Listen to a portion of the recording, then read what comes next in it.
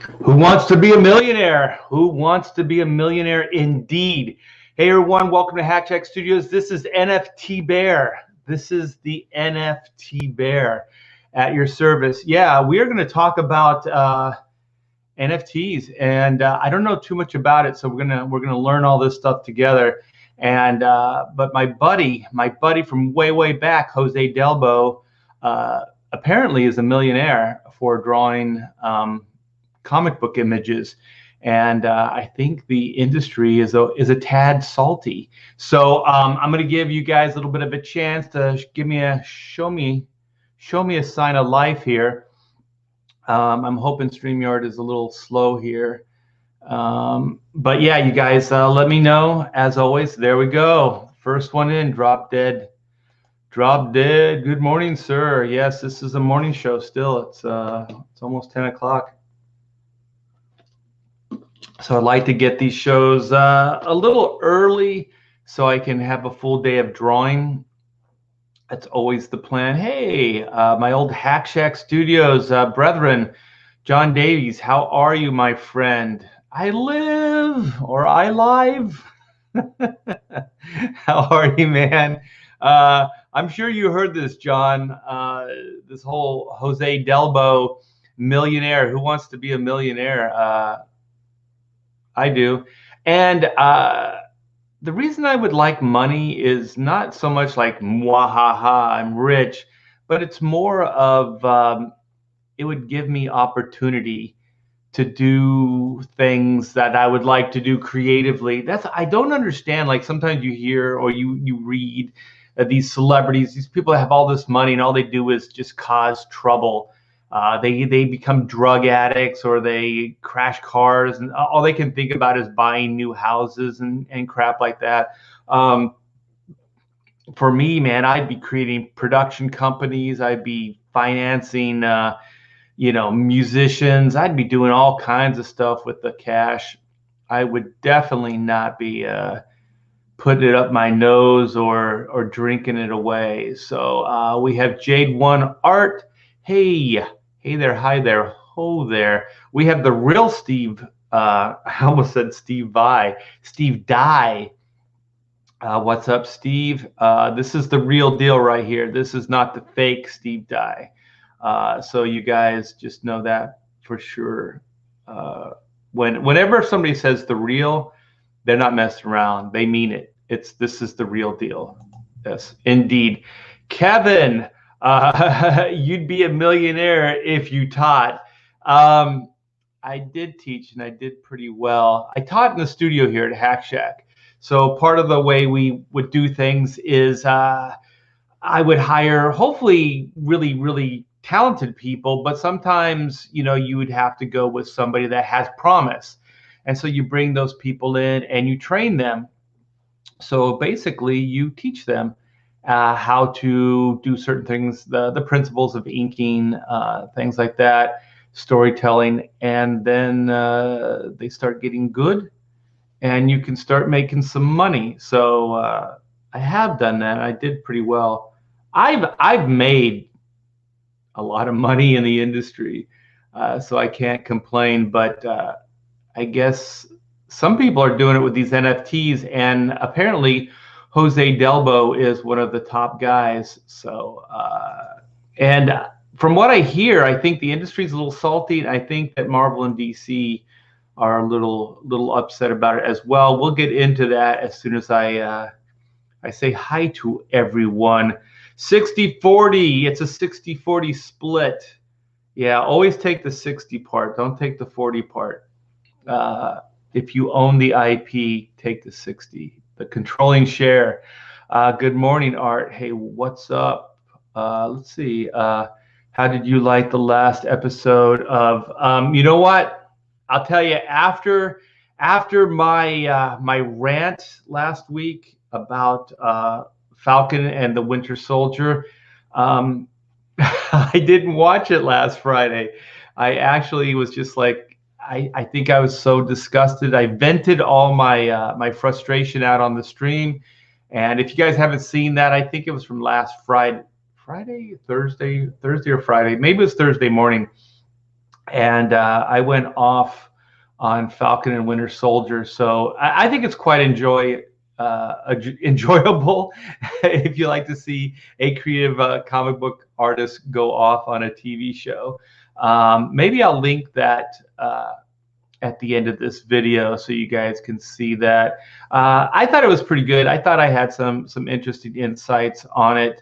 I hope they were listening, because there's one in particular.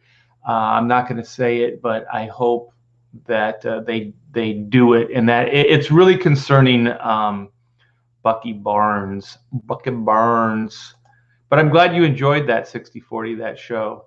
Let's see what John has to say. I am great. Jose is great. And art should be in a million.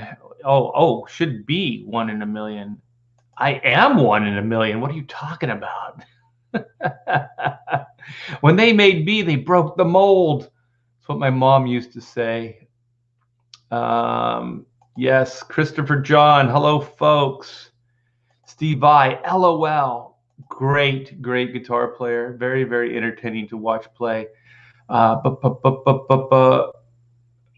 Wait, Steve I taught you, or I taught you? Steve I taught you. Hey there, T Bear. Good to see you. Good to see you too, Jay Lee. What is up? Kevin, again, there's no one doing 1-to-1 tutoring. Yeah, I was also thinking of bringing back. I used to do these when I first started my YouTube channel. I did a lot of critiques, so I would do these breakdowns. So I was thinking of possibly doing it again, bringing it back. I heard Rob turned down an NFT. Rob Liefeld? I don't know. I'm not really sure how this NFT thing works, other than that it's digital artwork. And like I said, we'll kind of get into that. But I want to kind of, I want to be friendly. I want to be social with you guys. Lord Crackhead 33, hell art and chat, hell to you. Let's see. What is this? Ort Cloud Clown. Ort. If you took the R out of there, you'd have oot, which is this guy right here. This guy right here. Wait, from Chrono Mechanics. Then that would be oot Cloud Clown. Cloud Clown. Wow, that is a tongue twister. Let me see if I can say it right. Ort Cloud Clown. Come Cowboy. Come to Cowboy. That's funny. Yeah, I love embarrassing myself on these live streams. It's one of my favorite things to do. Hell, the MF and chat. Hell, Comicsgate. Indeedy do. Come to Cowboy isn't effing around. Lord Crackhead is a popular bloke. That's right, I said bloke. Hey, chat. Jasper, plan 9. Jasper's always got a plan, and there's always 9 of them. Let's see. Driving now. Can't chat. Just wanted to say hello. Hello. We have Neon Todd Studios. I should just do something like Brilliant T Studios or something like that instead of Hack Shack. What a stupid name, Hack Shack. Actually, Hack Shack was more of a joke that caught on.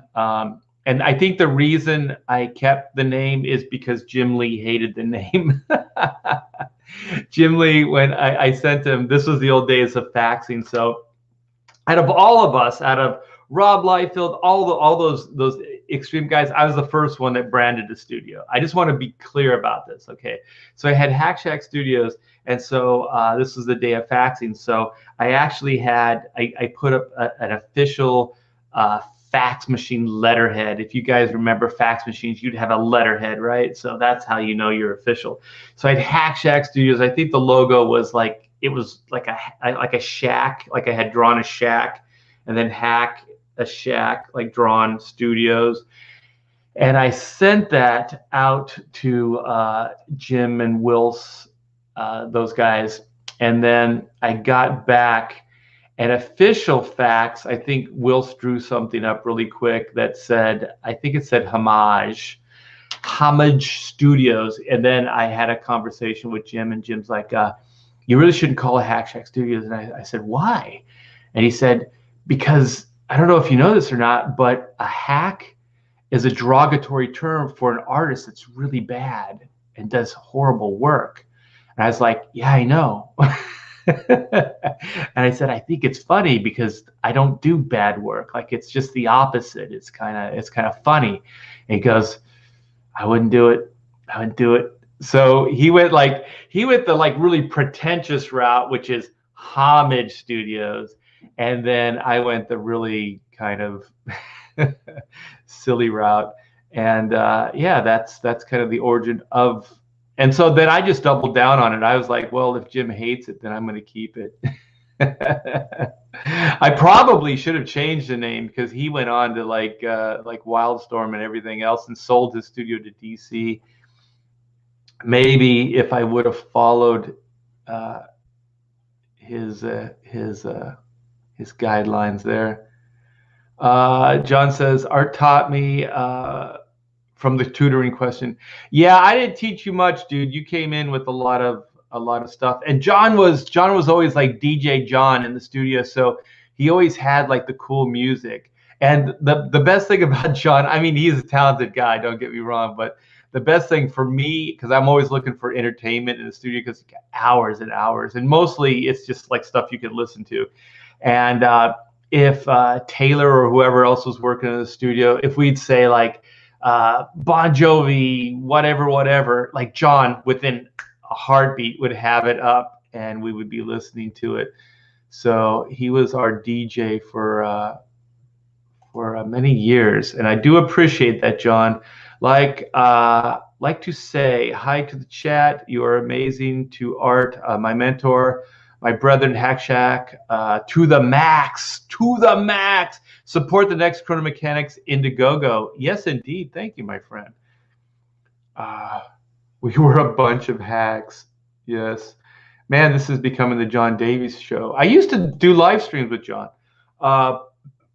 We should do that again. Hell Art, got the Jim Lee Artist Edition. Love seeing your inks over Jim's close. Yeah, this book right here, I got it right here. I haven't put it away yet. Hold on. Let me stop with the camera here. Yeah, this thing is pretty amazing.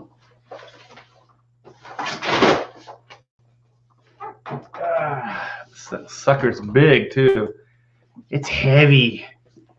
This is the book right here he's talking about. Yeah, this thing is. I'm really flattered to be part of this book. Thank you so much, Scott Dunbeer, for sending this to me.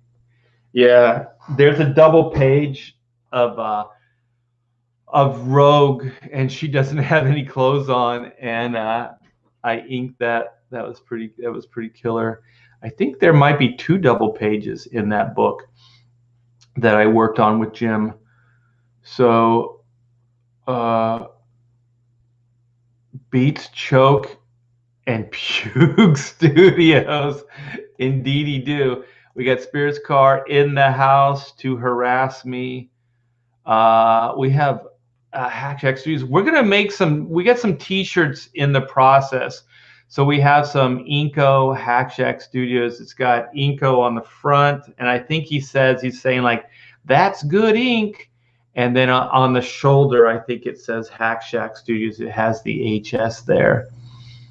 So I'm hoping soon to have those. Everything takes time. Artist like a babe in the woods. Yeah, I don't know what the hell I'm doing here. Proud member of Hack Shack Studios. I like that. All right. Well, we are mostly caught up.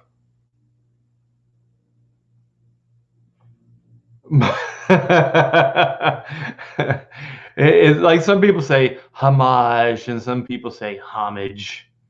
It's Homage Studios. Oh my gosh. If you look real closely, you guys, to Peyton's little image there, you can see my butt. My butt.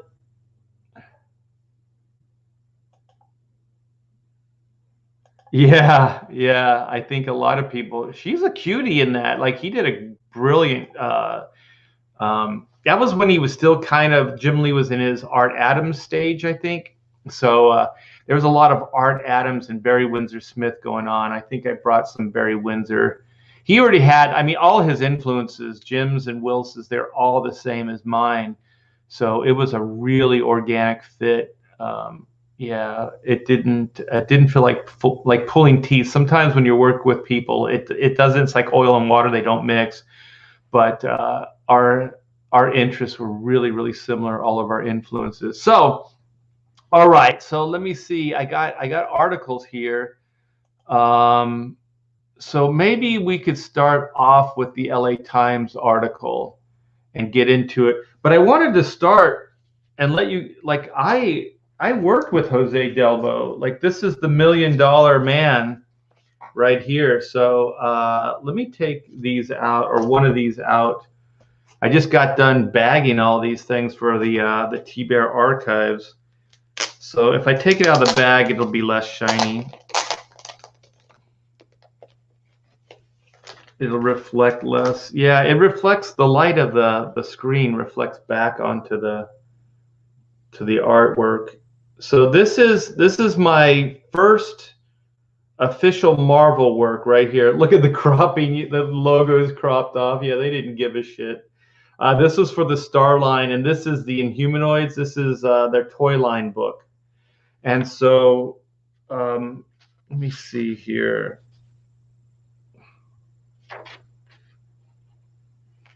Let me see. I'm looking for the credits page. Here's the credits page right here. So let me see. It's over here. So, man, you can't even read it. I'm sorry. So Jim Sauerkraut. How do you say his name? I could never say his name. Sauerkraut. I don't know. Jose Delbo pencils and RT Bear inks. So I don't know. Gosh darn, I hate this. There is no light in this room. I close everything off. This is all just from the monitor. So yeah, this was the Inhumanoids, and so this was a toy line that Marvel had the license to, and I think I did 2 issues with Jose. I think I did some covers after this as well. So we did a short run on the Inhumanoids. Let me see. I'm trying to find a good monster page. Here's a pretty good monster page.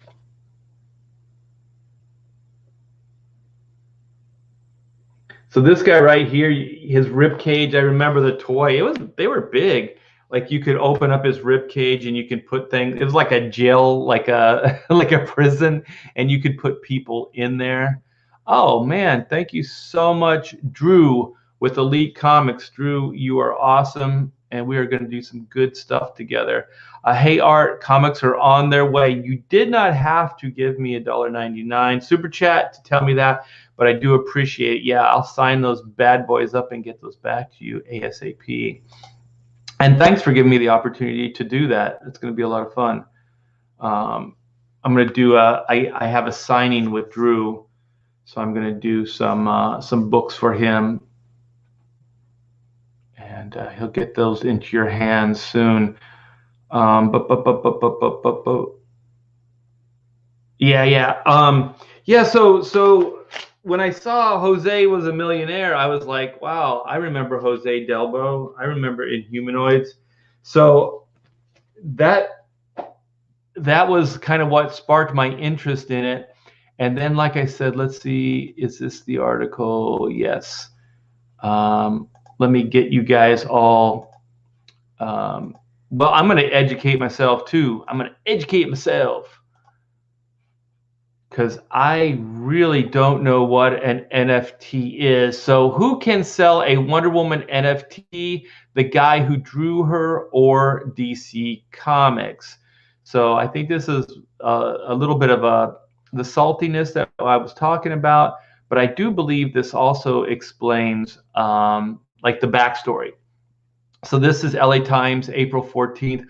Jose Delbo's days of drawing superhero comics for Marvel DC ended decades ago. So that's like 20 years ago. COVID-19 shut down comic conventions last year, and 87-year-old got cut off from the fans who bought his artwork too. Like many older Americans, he seemed isolated and lonely in his Miami apartment. His family says as he sheltered from the pandemic. Wow, that's horrible. That sounds horrible. That will not be my fate, though. Hell no. I got you guys. See, oh man, I just figured out why I do these live streams, so I won't be alone in my Miami apartment, just sadly rotting away. I can do it here on a live stream with you guys. I can rot away. Then his grandson introduced him to new technology called NFTs, which some artists have been using to sell their digital works online. NFTs, or fungible tokens? I don't know, non-fungible, whatever, are unique pieces of code that work like electronic certificates of authenticity. NFTs or make it possible to buy and sell things like JPEGs of Major League Baseball cards, video clips of NBA highlights, virtual sneakers. Why would you want virtual sneakers? Like shoes? Or even NFT flavor of Pringles. How do you get a virtual flavor? This is weird. Crisp using cryptocurrency. Think of it as an electronic deed for an electronic house. Okay, so fake money for fake art. Oops. Did I say that out loud? I don't know. When I hear cryptocurrency, I think on some levels it sounds like a good idea, but I don't think the world's quite ready for it yet. I think things are going to have to change drastically for cryptocurrency. But I do like that cryptocurrency is not traceable. That's my favorite part about it, is that, and that's why I like the dollar bill too, because the dollar bill isn't traceable. I hate credit cards. I hate all that. The electronic banking and all that stuff, because then everything becomes traceable and it becomes very, very easy for Uncle Sam to see exactly what you're doing, or for money people to see exactly what you're doing. And I don't like that. I don't want anybody knowing exactly what I'm doing. Those people can kiss my ass. My ass that's hanging out in that image that was posted. Of me in the garden. The experiment paid off this spring. The rest of the world was scrambling to understand the NFT phenomenon. Fans paid the equivalent of nearly $2 million for a set of NFTs by Delbo. The two-person artist team Hackato, featuring DC Comics character Wonder Woman. Okay, I do have one thing about this, and maybe it will say it. I think he has to get permission from DC to do Wonder Woman. So there might be some legal ramifications here, but I don't know if he worked it out with DC. I have been able to take my art to a whole new place, Delbo said on Twitter of his late career pivot. Delbo's latest drop, featuring a new original hero, netted more than $1 million. Wait a minute. So he made $2 million off of Wonder Woman images and $1 million off of his original character. Way to go, Idaho. That's freaking awesome. And even if, maybe after the fact, if you didn't get permission from DC, you could give them a licensing fee out of the $2 million just to make it legit. But like I said, I don't know if he actually had permission or not. Comics artists dreaming of similar NFT payoffs, paydays may not be so lucky, especially if their images include highly profiled, profitable intellectual property controlled by DC Comics, Marvel, and other studios. Yeah, one of the things I had a deal with DC Comics for my art book and things like that. So they gave me permission to use their characters. I believe I could have even used a DC character for the cover of Oodles of Doodles and other stuff too, but I decided to put white on the cover of Black and White instead. I kind of want to try to brand my own stuff versus DC or Marvel's, but there are a lot of DC and Marvel pieces in the art book. But I had official, like an understanding with the company. I don't know if Jose did. I don't think he did. Otherwise, I don't think this would even be an issue. The new technology has started exposing age-old tensions between rank-and-file creatives and powerful entertainment corporations over who gets to prosper from a new market. In the comic book industry, that's not been a fight that many artists win. I'm just going to say right now, DC Marvel, get out of the frickin' way. You don't pay any of us enough money. So if we can make money with these side things, I think we should be allowed to. I think if we're using your characters, I think there should be a licensing fee paid or an agreement. But you really should let people do this. Like I said, if they go through official channels, I don't think anybody should be able to just use somebody's IP for profit. But I do think if you go through Marvel or DC, you should, and then do it that way. Because I don't know, like Jose, like, come on, man, like he's put in his time. He's 87 years old. If he can make a little bit of money, some scratch on the side, I think he should be able to. Because let's face it, most of us were work for hire. We didn't get paid much in the day. We were pretty much living hand to mouth. So, there was never really retirement set up. There was no insurance paid by the company. We were all work for hire, under work for hire contracts. So, I say let people do this. But like I said, if you're going to use a Marvel or DC character, I think you should go through licensing. You should have an agreement. Shortly after Delbo's sale, DC, which like Marvel, long has allowed artists to sell original ink and paper drawings used in comic books, sent a notice to artists forbidding the minting of NFTs with DC characters. Like I said, I understand this, but I understand the other side as well. Also, if Jose Delbo and these other artists are going to pioneer this NFT way of doing business, then you should cut them in on something, because you didn't do it. You didn't create this marketplace. These guys are. So I think there should be some kind of agreement. I think that they should allow artists to do these things. But if not, like, artists, just use your own IPs, and keep going, which is what I think Jose is doing. As DC examines the complexities of the NFT market, there's no complexities, and we work on a reasonable and fair solution for all parties involved, including fans and collectors. Please note that the offering for sale of any digital image featuring DC's intellectual property, with or without MFTs, whether rendered for DC's publication or rendered outside the scope of one's contractual engagement with DC, is not permitted, said a letter from Jay Kogan, DC's Senior Vice President of Legal Affairs. Yes, indeed, you do. We understand this. Marvel sent a similar notice after artists auctioned NFTs of original artwork from Marvel characters.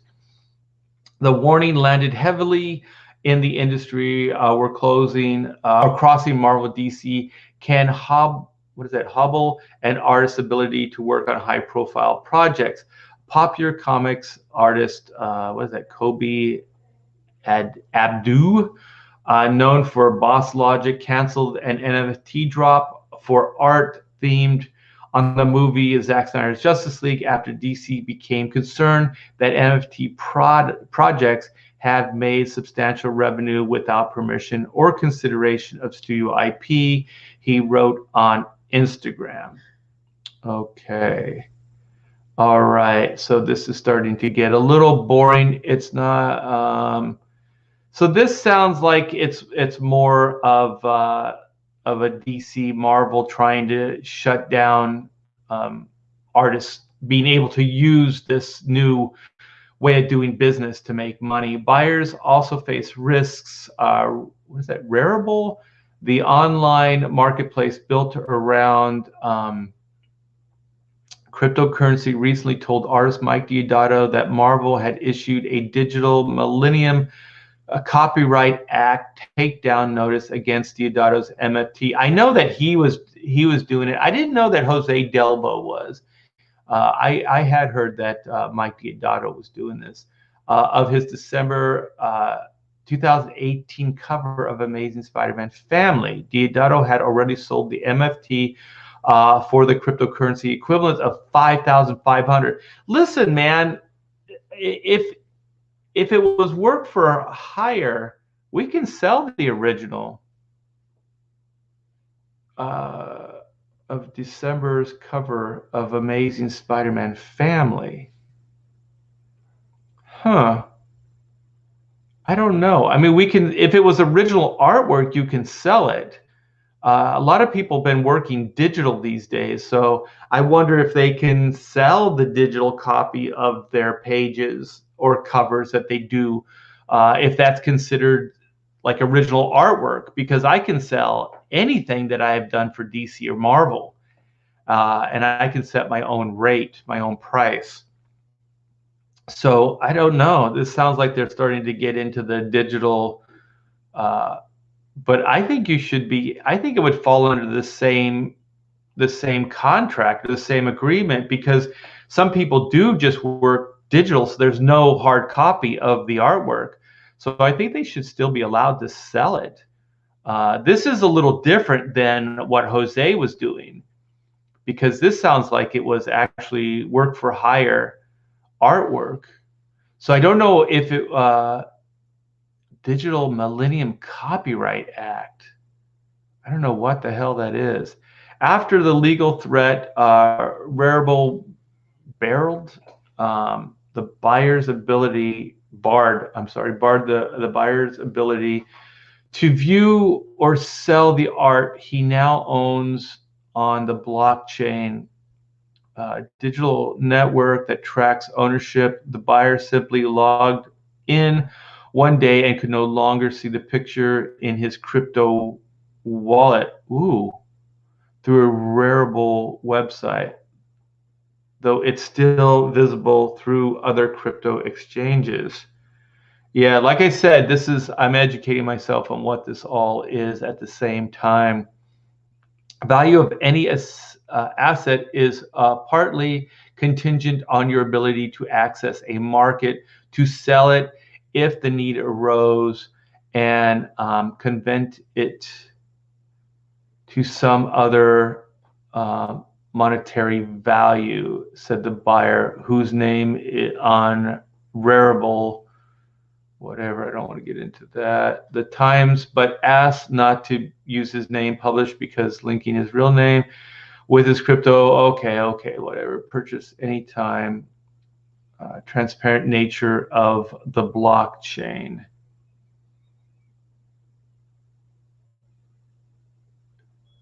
Pump and dump.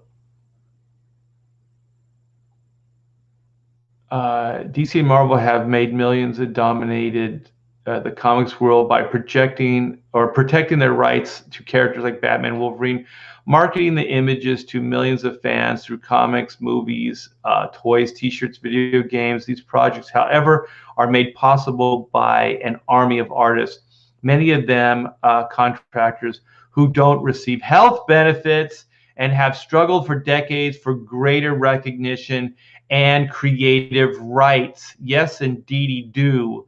I remember in the day we would work on these X-Men books. They were really, really popular in the 90s, and all these t-shirts would pop up, and we wouldn't get a dime, not a dime off the t-shirt revenue. I remember when I did Ultimate Spider-Man with Marvel, Mark Bagley and I did make some money, but we were like work for hire. So we did a bunch of Spider-Man images that they could license. So we were asked to do licensing artwork. So we did get paid for the licensing artwork, which wasn't that, I mean, it was good money, but when you compare it to what they did make off of those images, it's pennies. It is pennies. It's tough to make a living doing comic book art, said Jimmy Palmiotti, a comic publisher, writer, artist who has worked for Marvel and DC Comics. There's no union, there's no retirement, there's no parachute. You have to constantly hustle. The companies know there's a ton of talent all over the world willing to draw comics for next to nothing, and they're willing to take advantage of it. Yes, indeedy do. Again, yes. So I know that DC and Marvel are having a hard time of this as well. This is not me reading it, but come on, man, you gotta let these creatives make some money too. You can't control all this stuff.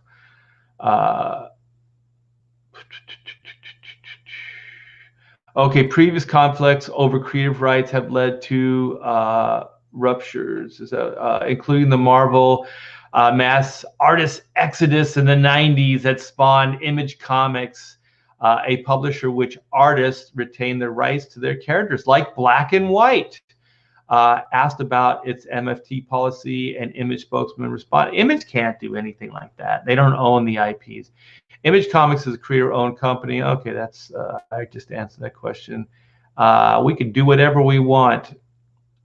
Intellectual property MFT attorney said that even unauthorized fan art can be a net benefit for big IP holders. Really? Wait, let's see how this goes.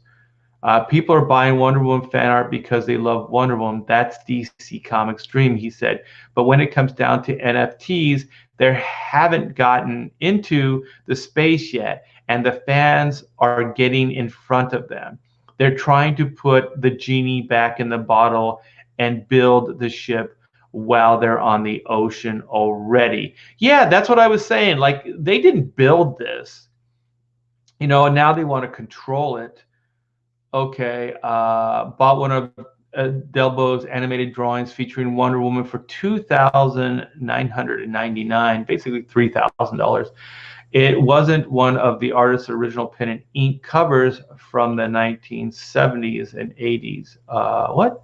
It wasn't one of the artist's original pen and ink covers from the 70s and 80s, which have reached similar prices in traditional auctions, but brand new digital art, one in a series of 129 identical digital prints. She says displaying the digital art in her home, but I definitely have downloaded it and I have shared it with friends who are big superhero buffs. And I tried to explain to them it gets more interesting. She also quickly put the piece back up for sale for more than $14,000. Is still for, oh, it's for sale still. Yeah, you guys, this is one of Jose's original pieces here. So I'm going to stop sharing and I'm going to come back. So yeah, that's the LA Times article.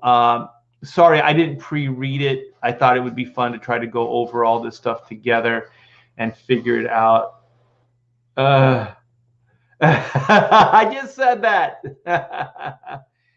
Yeah, but I do want to figure out like some of the legal ramifications of this and how this all works out.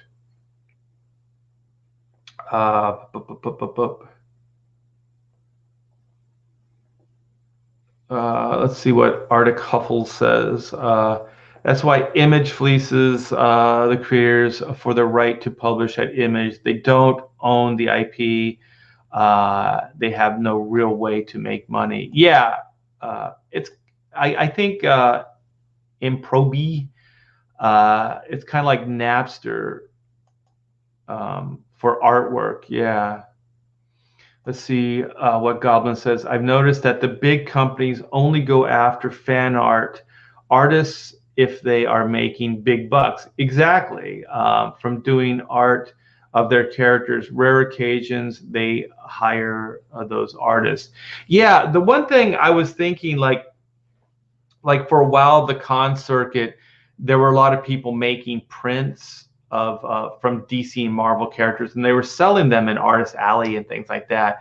And like I said, like I have permission to do that, but a lot of people didn't, and so some of those guys were making some pretty decent buck. But the thing is, some of the artwork was really, really bad too. So I don't know what's worse, like somebody making money off your IP or somebody flooding the market with really bad representation of your IP. I mean, that's part of it for me. Like if I saw really bad drawings out there, I wouldn't necessarily be begrudging to the artist for making the artwork and selling it. But if they were making a decent amount, I think that they should, I should get a cut of that. But if it's really bad art, I think they should be shut down, because you don't want that. You don't want bad representation of your stuff out there. Yeah, I mean, this is an interesting little situation, especially since now there's millions of dollars in it. Bad art is a sin against the gods, indeed. Let me see here. So then I have another article here to bore you guys with, especially Spears Car. Okay, so this says Maker's Space or Maker's Place. So I'm not sure, but I think this is the digital artwork that he's selling. And so then I guess because it's digital, you can do like little flourishes and stuff with the artwork. So this is Jose Delbo's stuff. So you can see some of its licensed stuff.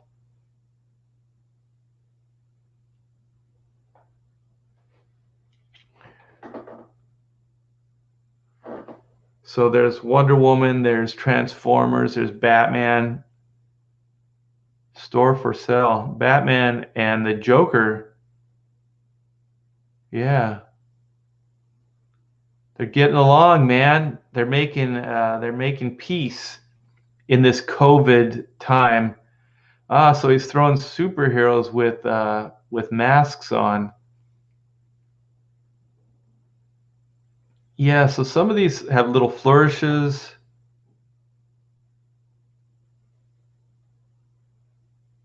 Yeah, so it looks like Jose's been busy here. So it looks like he's got a Reaper character. This looks like it's probably original. It says Billy the Kid. So maybe we should get a hold of him and see if he wants to do the Billy the Kid character for Comicsgate. So there's Wonder Woman holding the Earth with different backgrounds. Some of them are like moving. Okay, so Maker's Place. Create, sell, and collect truly rare digital artworks powered by blockchain technology. Okay, so apparently you could click on these and buy them. Whoa, they all look sold out. Sold out, sold out, sold out, sold out, sold out, sold out. Holy shit, edition of 20. It doesn't have a price, I guess, when you check out. Sold out. Edition of 1, edition of 10, sold out, edition of 1, edition of 10, 20, sold out. Wow. Dude, you got to make some more artwork. Sold out, everything sold out. Way to go. Way to go, Jose. One of 129, 277, edition of 10, edition of 1. So he has the same artwork, but different versions with different availability. Very interesting. Okay. So that's what you can get, you guys, for thousands of dollars. Wow, that's crazy, man. Like thousands of dollars for a digital piece of artwork. I don't know about that, man. Let me see. You guys been busy here. Bad art perverts and degrades the human soul. Wow, that is really melodramatic. Bad art is from a mirror dimension. Okay, let's see what John has to say. The Artist Alley prints artists that got hit were the thieves, taking original art and a slight change, but can tell it's others' work and calling it theirs. Oh, just completely swiping stuff. Okay. There are many creators publishing with image who are making good bank. Brubaker, Hickman, Remender, Rucka, those are all writers. Yeah. Let's see what Joe Bernardo has to say. So is this just digital art or original art? I think it's original digital art. Like, I think they draw it for the digital market and then put it on the marketplace. And then like they either have like one of one or one of like 120 or whatever it is availability. So I'm sure that has something to do with pricing as well. So I think it's just like a new collector market. So, you know, there might be a lot of speculation. So people buying in early, seeing if it goes up. It sounds like you pay with cryptocurrency though, which I don't know if it has any real value. Like, I don't think you can exchange cryptocurrency for real cash, can you? Like, I don't really understand how that works. This sounds like it will shut down Artist Alley. I don't know. I mean, people are still going to want like physical prints. So I still sell physical prints on my website, and those still do pretty well, even though I'm not doing shows. So if you want a print, go to artbytbear.com. The link is in the description. Yes. So, but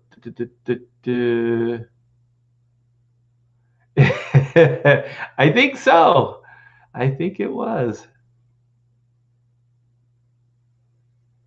Okay, let's see. Bad and nonsense art being promoted is literally part of the communist agenda.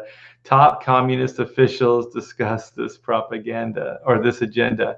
Yeah, I don't know about that. Yeah, I'm hoping that it's doing well for Jose Delbo, because I know that guy worked his ass off in the day, and if anybody in his situation can benefit from can sell his artwork, just in general, if he can sell his artwork and make a living drawing again, I'm all about that, man. Renkabot, $5. Thank you so much. Jose was one of my teachers at the Kubert School. He was such a sweet guy. Yeah, he's a really, really nice guy. Like I said, man, Jose, where's I took one of these out of I tossed it. But yeah, he was my first pencils I ever inked at Marvel. So yeah, I got the privilege of working with Mr. Delbo. A living legend. I've seen too many swipers still getting boosts at cons, even after reporting from taking licensed images and throwing new filters on them. I don't know what new filters means. Those are for sure need to be cracked down.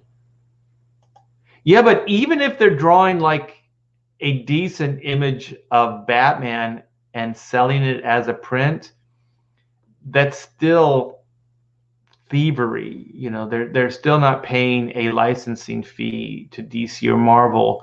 Like I said, like I still don't really know how I feel about that. I mean, sometimes it seems like it's such a minor infraction, but I do think like when it comes to legitimate artists that work at Marvel and DC, I think that Marvel and DC, like with Jose Delbo or anybody else that wants to do these MFTs, I think they should make it easy for them to do it. I think they should take a minimal amount of licensing money, and they should let like Jose Delbo or whoever else wants, Mike Diodato or whoever else wants to try to pioneer this new frontier, you know, of artwork sales, and is willing to take the chance. They should do it. And then if Marvel and DC want to get into it and commission people, you know, their own artists to do it, so on and so forth, they can do that as well. But I do think that, you know, that Marvel and DC should play nice with people, legitimate people that want to grab a licensing, you know, to have a licensing agreement to do these things. Because somebody like Jose Delbo, like, come on, man, like the industry owes it to that guy. Give him a way to make a living for himself again. And he's the one taking the chances. He's the one that's doing the artwork. He's the one putting it out there. You know, he's doing all the legwork. DC and Marvel aren't, but they own the IP. So they should work out something like per print, it's X percentage. Like, you know, so, you know, like if the print sells or whatever the digital artwork sells for $2,000, maybe they make 10%, you know, off of that print, that digital print, that NFT or whatever it is. So then, you know, everything becomes legit. But if DC and Marvel are just going to shut people down, especially legitimate people like Jose Delbo or people maybe like me that might want to do something in the future, I don't think that's cool. I don't think that's cool. I think I can understand it more if it's just some guy. If it's just some guy and he's knocking off NFTs and he's trying to make some quick money and he hasn't paid his dues in the industry and stuff like that, you know, I don't know, maybe have a different licensing fee with them. Or if the artwork isn't up to snuff, have like a first right of refusal or something like that. If the artwork isn't up to DC or Marvel standards, then you can reject it. You know, there are ways of doing this. But I have a feeling that Marvel and DC aren't going to try to work things out. They're just going to try to shut people down because it's easier for them. It's less complicated. And these lawyers don't really give a shit about the artist anyway. So it'd be way easier for them just to send you a cease and desist and then be done with it. Hold on for a second. I'm getting a little bit dry here. I need some water. Yeah, so there is a way dealing with it, and that's why I wanted to talk to you guys. Hold on for a sec.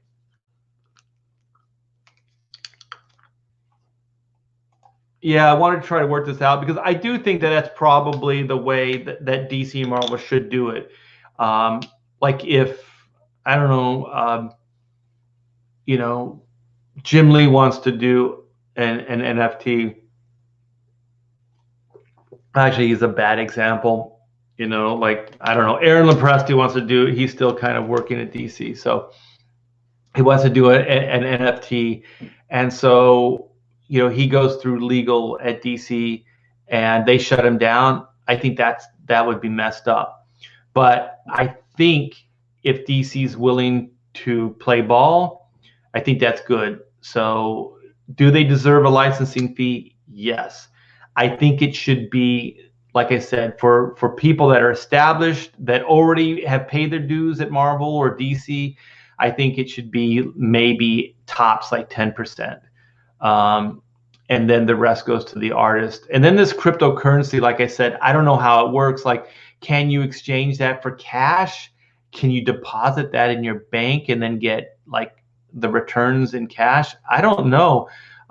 My understanding is that cryptocurrency only has value, in the Ethernet. It only has value digitally or on the computer. Like, it has no real world applications. Like, you can't go to a supermarket and buy things with cryptocurrency.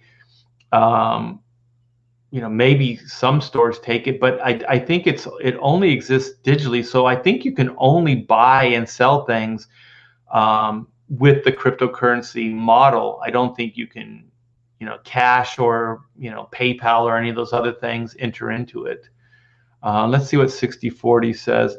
I don't get why digital art would be sought more than actual commissions or original art. Personally, I would rather have physical rather than something to be viewed on a computer or iPad.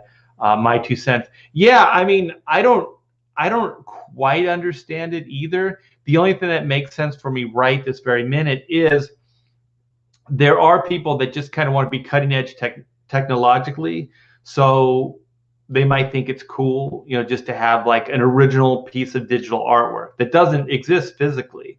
Or they're speculators. They're art speculators that are coming in early and buying this stuff. Because we already saw, like, there was an example in the LA Times article that said somebody bought like Jose Delbo piece of artwork for like 2,700 or something, 2,900 or something like that.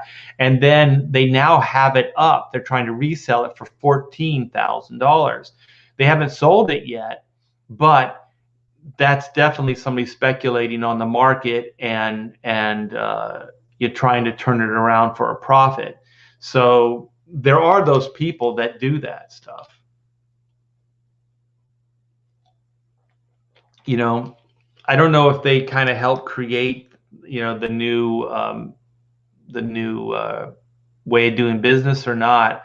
But those are the only two people I actually can see that would be buying this stuff. I don't know. Maybe some people actually prefer to see artwork digitally. The one thing is it's always backlit, so there's always a little bit more life to stuff on the computer screen than a actual physical comic book. So Goblin says the convention should be held responsibly in that part, weeding out swipers and bad art. I know art is subjective, but there still needs to be some standards. I just personally, I don't think it's the convention's job to do that, though, because it's not their IP. So if somebody wants to buy a table and try to sell some artwork, that's fine. I think it's up to DC and Marvel to control their IP. So if somebody's using their characters and doing crappy artwork or just selling it and making a bundle off of it, it's DC and Marvel. Anybody that owns the IP, like if somebody was knocking off black and white stuff, I own the copyright. So, I would probably walk up and say, could you please, at first I'd say, could you please not sell those? Or if they were doing well, I would say, I like the artwork, you need to cut me in. I try to work out a business deal. I'm a businessman, so I want to make money. So I would do the same thing like I was talking about with the NFTs with Marvel and DC. I would just go, okay, you're making money, then I should make money. And if it's good artwork and it's selling, why not? That's capitalism. We're all making some money off of this. That's a good thing. So yeah, I don't know how I feel about that. Like, I'm not sure that like it's a convention's place to kind of weed good artwork. And also, like, artwork is subjective. Some artwork's not that subjective, but art is subjective. So I have sat next to some of those guys, and at conventions, and I've seen those guys clean up, and I just scratch my head going, holy crap. Some people go over there and they plop down the same amount of money. $20 for a print, $30 for a print, right? They could buy one of my prints, or they could buy this guy that just knocked these things out, that has never worked a day at Marvel or DC, for the same amount of money. And I've seen people do it, and I've seen people happy. They're buying the artwork and they're like, look at this. This is a great, Batman drawing. Look at this. Look at this Wolverine. And I don't think they can see the difference. Like they just like what they like. You know what I mean? So I'm very, like, to each his own. But if Marvel and DC don't like it and they own the IP, that's something for them to look into. Not me. I'm lucky. I got my Chrono Mechanics without the post office destroying it. Yes. And Pamela, my wife, who does all the fulfillment stuff, she packs the hell out of that stuff. She packs them with love. Yeah, to make sure they don't get destroyed. Yeah, sometimes, like, she won't even go on a rainy day because she doesn't want the boxes to get wet. She's so funny. Oh, we got Adam Post. Adam Post might, you can exchange, you can. Okay. So then Jose Delbo, I think we did the math. There's at least $3 million that he has in his frickin' bank account at a legit bank. He's got $1 million. Holy shit. That is a life changer, man. Even if he made $100,000, that's life changing for Jose Delbo. $3 million is frickin', that's family changing. His whole family. See, that's another thing, man. Jose Delbo's family is going to benefit from that. He's 87 years old. Like this, it's a major deal changer for the whole Delbo clan. You know what I mean? Like this is great. I mean, I love seeing this stuff. I hope DC isn't too much of an asshole to him, because, I think he deserves it. I think they should leave him alone. And moving forward from here, I do think that they should work out a deal. Like they should somehow try to make it common knowledge, or within the industry knowledge, that if you want to do NFTs, you can go through their licensing department and you can work out a deal that you pay them X amount, a percentage off every item sold. I don't even think you should have to, pony up the dough up front. I think it should be a back end deal, like, cryptocurrency. You sell the piece for $1,000, they get 10%, they get $100, off of every item. So if you think about it, if $3 million, what is that, $300,000 that DC or Marvel could have made off of Jose Delbo, or that type of deal moving forward. So there can be really good money in it for them, as long as they don't get too greedy or too controlling, which I can't guarantee. DC played pretty nice with me as far as allowing me to do prints and other licensable things. Like I said, I could have put a DC character on my art book on the cover of it, but I wanted to brand my own stuff. So they played really nice with me, but also the reason they played nice with me is because I was asking them for a raise. So in lieu of great money, which is what I wanted, we ended up negotiating other things, which one of them was that I could do licensing.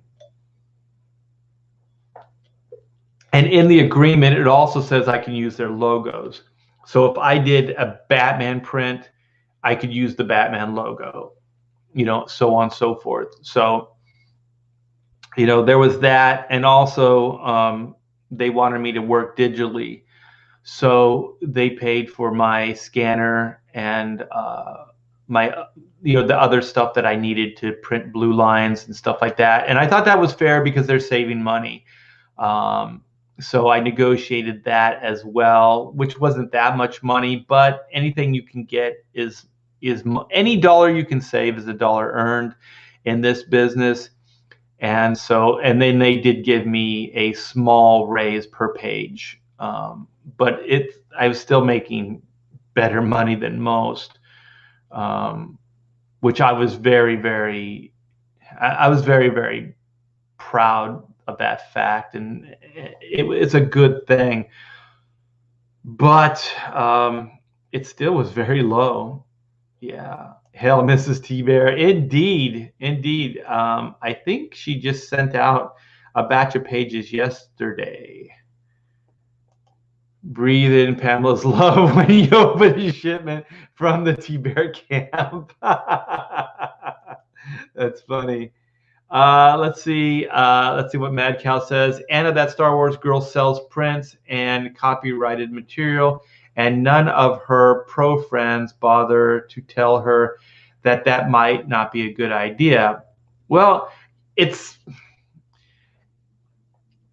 to each his own. Like that's on Marvel and DC. Like, I'm not going to preach to anybody. I'm not going to tell them don't do this. I'm not even going to go it's unethical or anything like that. Like, it's up to whoever owns the IP. So those lawyers at Marvel and DC, those guys are paid good money. They need to seek this stuff out. They need to do their homework. They need to go look at this stuff and find it. I'm not going to rat anybody out or try to educate anybody on what's right or wrong. That's up to them and DC or Marvel or whoever owns the IP. Yeah. I mean, it really depends. I don't know how I feel about that ethically. Like, if I have, this is still this one. If I have some kind of responsibility to talk to Anna and tell her, like, you shouldn't do this, but I don't think it's my place, actually. Sketch Therapy, he might have gotten more than 3 million if he got it in crypto. It was at 37 a few months ago. I got in at 30. It's at 55 today. Last I sold at 60. So apparently cryptocurrency also changes value. So I guess it depends on what amount you got it at, I guess, and what amount you traded in or sell it for. So, I guess if you got paid at 30, I don't know how that works, like 30 a share. I'm not sure how 30 and 55. I don't know if that's like $30 or $55 or whatever it is. But anyway, from my understanding, if you have it at whatever the value is, if it's less or more and you go to try to cash in, they're going to give you whatever the current value of it. So it is kind of like stock, I think. Like I said, I'm still a little new on this cryptocurrency and NFTs. If someone who buys your NFT resells it, the original seller retains a royalty fee for each sale after that. I think it's only a small percentage, which is cool for the artist. Whoa, I like that. That's pretty cool. So if you can do that for the artist, you could also do that for the IP holder. So I don't know if that's automatic, if that kind of happens, or if the artist or whoever's selling it has to pay that percentage. I would imagine it would just be taken out of the sale automatically. So if they could do that with a royalty fee, then they could actually pay the licensing fee or royalty fee. I guess it would be more of a licensing fee to the IP holder.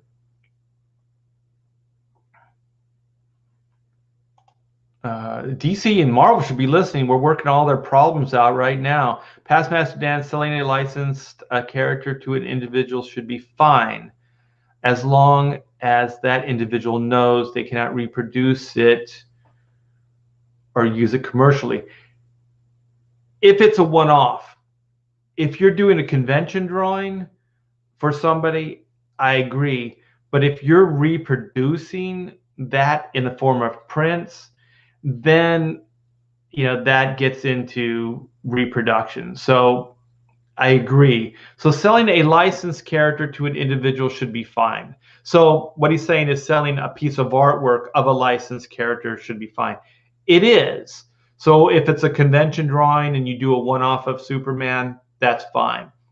But like if you took that drawing and then you made 100 prints out of it, then that becomes the illegal part, because that's reproducing it for commerce.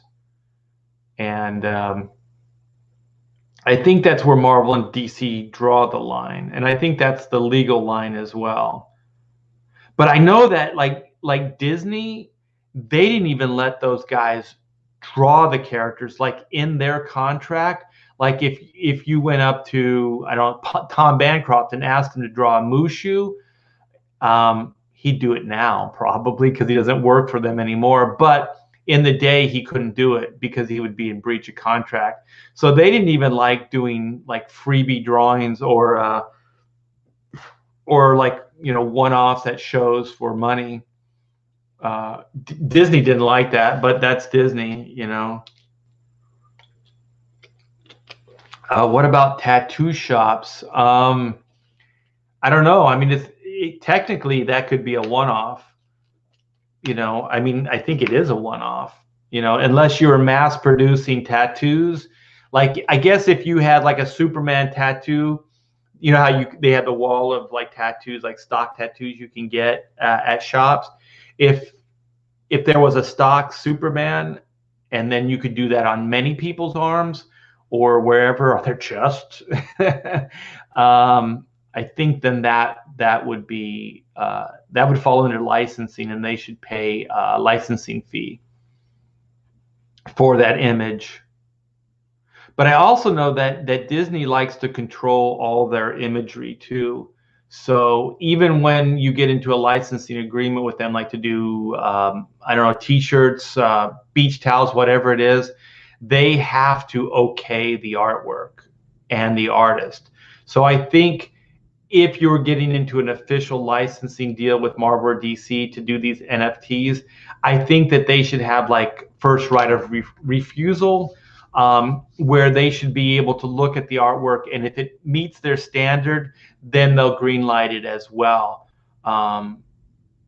Because I mean, they have a reputation. So if something's being mass produced, it has to be decent, Hey Nasser, what is up, my robot friend? Bebop bop boop bb bop bop. That's how he speaks sometimes. Okay, I like Olivia. The best pinup artist alive right now is Olivia License for her sexy paintings of DC characters. Yeah, I think it's legit. I think if you're above board, you should pay a licensing fee. RT Bear, have you thought about using any public domain superheroes and characters like Daredevil, for example? I like how Dynamite created their own Daredevil called the Death-Defying Devil. Yeah, I think that character was originally called Daredevil, by the way. But Marvel has branded it and licensed it and copywrote it. So I think it would be harder for them to go reclaim it, because I think that what was it? Dr. Evil, which is a Captain Action toy. I think that because that came out in the 60s, it was like one of the original action figures. I think it was Captain Action, and there was Dr. Evil was the villain. And so then Mike Myers used Dr. Evil in the Austin Powers movies. And so then somehow, I don't know if a copyright's dormant for X amount of years, then the current one actually trumps the past one. So they couldn't call the character Dr. Evil anymore. So I think they changed the spelling or something like that. It's still, I think they tried to bring it back, and I think they changed the spelling of Dr. Evil as a way around the copyright. And I think that's what Dynamite did with Daredevil as well. So I think they, even though they had the original Daredevil copyright and it was the original Daredevil, Marvel, since it came after, and they keep it in the public domain so people see it regularly, I think that their copyright trumps the original. But I'm not 100% of any of this stuff. I'm surprised at how much I actually know. Let's see, Past Master Dan. At one point, Disney wanted to charge me a licensing fee for a character. I could only use that image and no alterations. Yeah, they're very, very strict. I was surprised they would let you do it at all. Yeah.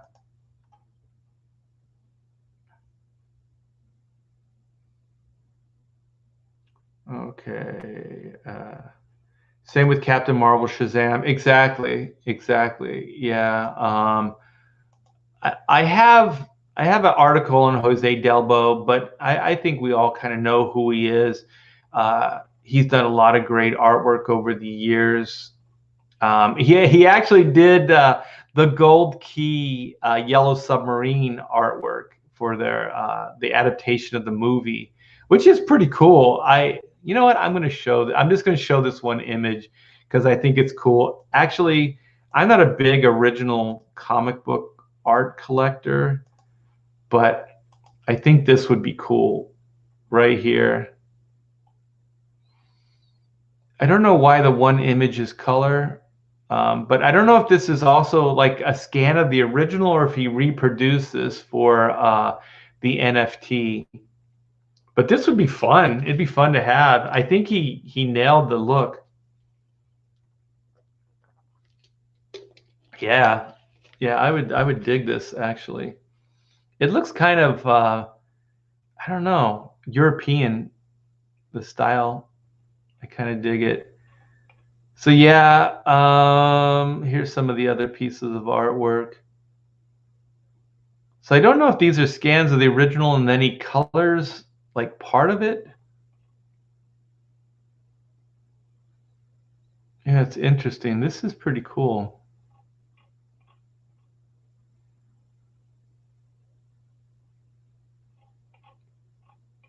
So Amazon Princess and the Panther, rare, 10 of 10. So this goes through all of the oh, okay, so this will answer the Delbo will be releasing a 43-page digital comic introducing a brand new character. So this was what was the character's name? It was like Two Gun Kid or something. I don't know. Billy the Kid, R.I.P. Oh, that's cool. So he'll be doing like a one-off. So he is kind of doing Comicsgate stuff. That's neat, man. Good for him. Good for him. I'm glad. I am so glad. So I was gonna do a little preview too. So I'm well past this, and my camera's kind of not cool, but this is a piece of artwork. Let me see. Oh my gosh. This sucks. Hold on for a minute. I have very little light in here, and I'm going to get rid of all the light in here so you guys can see this image. It'll be worth it, trust me. Trust me. Okay, let's get all these lights out, and let's see if this works. Sorry about this, guys. It'll be worth it, though. All right, so you can see this is in the dark. Okay, let's see. This is all that light reflection. That's just the monitor itself. This is black and white. This is the layout that I light boxed. So I thought it came out pretty cool. I am working on black and white, you guys. We got some legal stuff that we're working on right now. We're shutting down the Hack Shack Studios. Let me see if it goes this way. The Hack Shack Studios corporation. So when we moved to Texas, we had to, let's see if I can get some light back in here. We had to shut it down because we were incorporated in California. So now that we're in Texas, we have to either get a new corporation here in Texas, which is a pain in the neck, and so we're faced with either an LLC or just sole proprietorship. So that's what Pamela and I are doing right now, mostly her. So we're looking into that. So we can't really set up an Indiegogo until we have a place for the money to go. So we used to have the money go right to the corporation. So now either we're going to have the LLC or the sole proprietorship.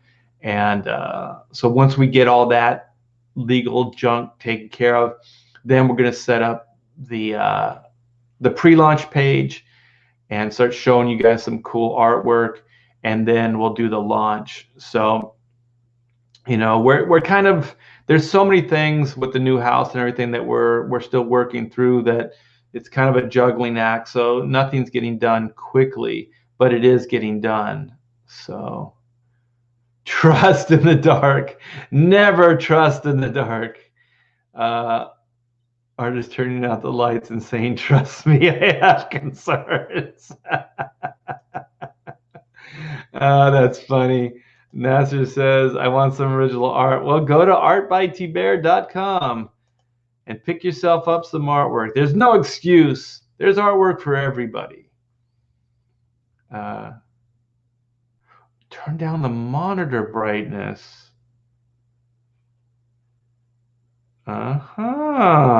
It is pretty bright, actually. I didn't even know that was a thing. Thank you, Joe. I have something to do after this show. That is a great idea, because you can see, like, there's just a ton of light. Like, all my shades are down from the windows. What does this say? Art turned off the light so he can do some, what's it, Tobin? LLC. Yeah, I know what they all are, but it's kind of like, at this point, we want the least hassle to, like, with corporations and even LLCs, there's quite a bit of paperwork, especially with the corporation. So my wife and I want to kind of streamline the operation as well, because when I ran the studio and there were a lot of employees and I was working with a lot of vendors and stuff like that, it made sense to have a corporation. And also, when I set up the corporation was in the 90s, and it was a great way to shield money or shelter money from taxes. And quite frankly, I still been using it for the same reason. It's a place to shelter your money, so you pay different taxes. So personally, I don't pay really any taxes at all. It's all the corporation. Yeah, taxes are the biggest concern. It's blinding.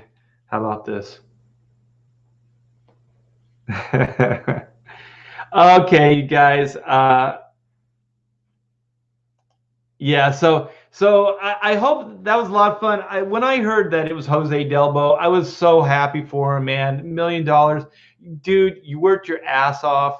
I'm glad that at 87, like, major paydays happening, like in an industry that's kind of in some ways collapsing, but in other ways it's kind of redefining itself. Like Comicsgate, you know, we're trying to redefine, to try to, you know, bring back the entrepreneurial, you know, IP, you know, create things independent of mainstreams. And as far as I'm concerned, the mainstream has had their reign. Hold on. You know, they could have changed things. You know, they had opportunity, they had means, they had money, but they didn't. They just placated an old way of doing business with Diamond. I think it was Clownfish TV. I like Neon a lot, man. I think he's a smart guy. And he said basically Diamond was a franchise. So they were like McDonald's. So what they did is they had a catalog of stuff they wanted retailers to carry, not necessarily stuff retailers wanted to carry. So, and then they had to pick from the book. So the only selections you had were what was in the book. So Neon says it's kind of like if you have a McDonald's franchise, right? You buy into a franchise, you're the owner. You have to buy all your supplies, everything from their supplier. You can't deviate from them. So if you could get cups cheaper at another place, you can't do it. You have to buy from their, you know, suppliers. And so Diamond in the comics industry became the same thing, where, you know, the only place retailers could buy anything from was through Diamond. So their selection was only Diamond at Diamond pricing. There was no competition. And then I heard, like, you know, because Diamond, like a lot like DC and Marvel, are like doing their own thing now, which they should have done decades ago, but they didn't. And so now I hear like some retailers like, well, now I'm going to have to buy from all these different vendors and all this other stuff. So I get my Marvel books here, I get my bobbleheads here, I get my DC books here, I get all of. Well, welcome to the club. Like if you were any other retail store, that's how they do it. Supermarkets don't use all the same vendors.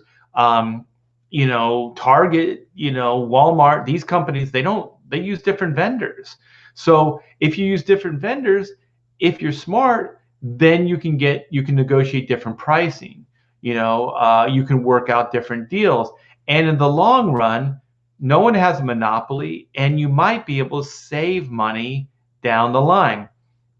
At the very least, you're not relying on just one entity to hold and support the entire industry. It's crazy. And I've said this for decades and decades. DC Comics is Time Warner. They already have their own distribution. Time Warner, they distribute Time Magazine. They had TV Guide in the day. They had all kinds of periodicals, magazines that they could have actually been distributing. In the day, excuse me, I think in the early 60s, DC was responsible for Marvel in the early days, getting their books into retail stores. So I don't understand what happened there. Like, it seems like you could make more money. You could make whatever Diamond's making, you could make in the distribution of it. I don't know if there are monopoly laws, but I do know at one point DC was responsible for their own distribution. So I know Time Warner does, like, you know, with Time Magazine and whatever, you know, magazines they have or had.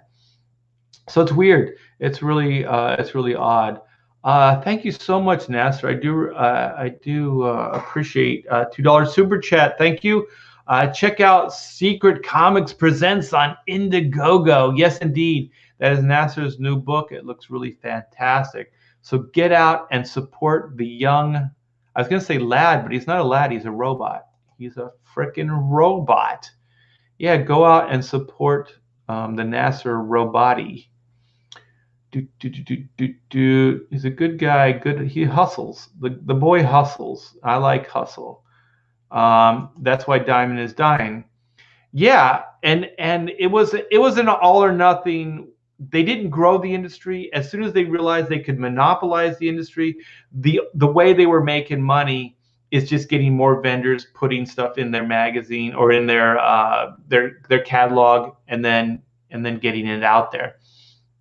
Yeah, and then they just had a monopoly, but they were placating the same shops, the same product. There was nothing moving forward. So at one point, I heard the history of Diamond and how they came in and how they got the monopoly and everything. And they basically kind of, decimated the competition. But, once they got in, once they monopolized it, they didn't grow the industry. It just stagnated and then got smaller and smaller over the years. And then eventually it got to the place it is now. Oh, this is cool. Bob translated to English. Thank you. No. Thank you. Yeah. Support the young robot.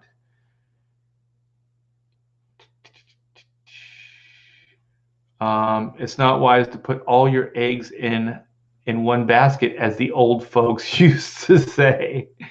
I still say it. Maybe that's because I'm an old folk. Yeah, you know what? Marvel had subscriptions. You could actually get Marvel books through the mail.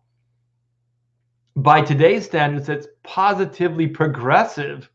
Could you imagine being able to buy your Marvel comics and have them shipped to you? Holy shit, Marvel.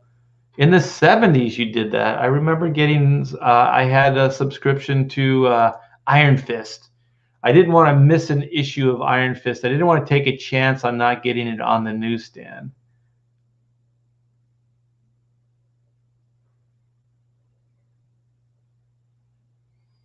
Yeah, I do think I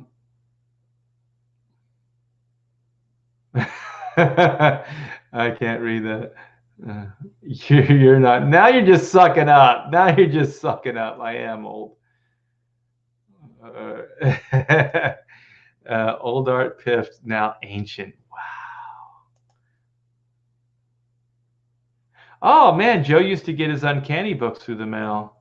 What decade was that? Was that 80s, 90s? I wonder when Marvel stopped doing it. Jay Lee says Marvel DC did subs even into the mid 80s. Just answered my question. Yeah, I think it's a good idea. Like it's actually a selling point today. Like, if you pick up, let me see, where are they? If you pick up, say, a Chrono Mechanics with a variant by Sean Cheeks Galloway, this will be shipped to your door. This will be shipped to your house, man. Brilliant. Link is in the description. I have all my variants here. So this is very shiny. This is Doug by Tom Bancroft. He's the Mulan guy I mentioned earlier. So you get the trading card too. Look at that. These are all packed up and ready to go. And this is the Caravaggio by Carlo Barberi. I think Carlo's doing Spawn now. And there's the Caravaggio trading card. This is ready to go, you guys. So like I said, links in the description. Go back a copy today. And I do believe these patches are still being shipped out with every order. So if you want to get yourself a killer embroidered iron-on patch, Team 9.2 of Sector 7, Chrono Mechanics, the best mechanics to ever turn a wrench or punch a time clock. That's what they do. And like I said, back a book today and get it shipped out ASAP. So there's a little bit of waiting time, but not a lot of waiting time, since all the books are printed and bagged and ready to go. So back a Chrono book today. Get on it, Sketch Therapy. Back a book. I don't care who likes Nasser. I will forgive Art for being, but I can see you even if you block me. I'm keeping it on all customers. Forgetting Nasser lovers. Oh my gosh, that sounds threatening. I don't care, Sketch, as long as you go back Chrono Mechanics book today.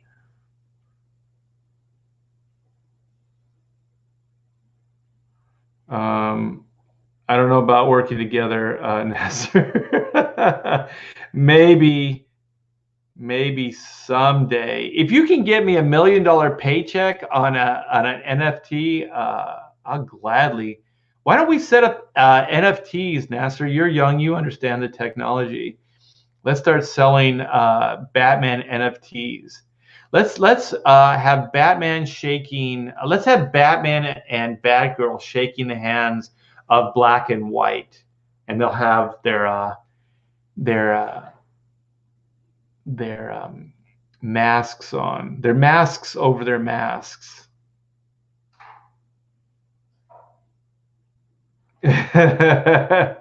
Well, at least I'm consistent. At least I'm consistent. Well, thank you guys for hanging. It's been a blast. Like I say, way to go, Jose Delbo, man. A $3 million paycheck, cryptocurrency. Brilliant, brilliant, dude. You're ahead of the curve. You are freaking ahead of the curve.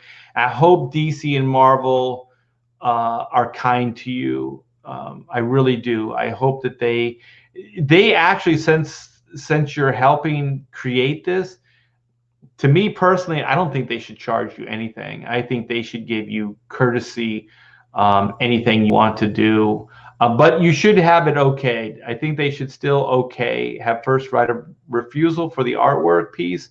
But I think since you've been there, they should grandfather you in, and they shouldn't charge you a dime. That's how I feel personally. Yeah, if I had the IP, that's what I would do. That's exactly what I would do. Well, okay, you guys are going off in a Nasser EVS tangent. All right. Well, thank you guys for hanging. Like I said, more power to my buddy Jose Delbo. And yes, you guys, go back Chrono Mechanics. Have a wonderful day. Thanks again for hanging, and I will talk to you very, very soon.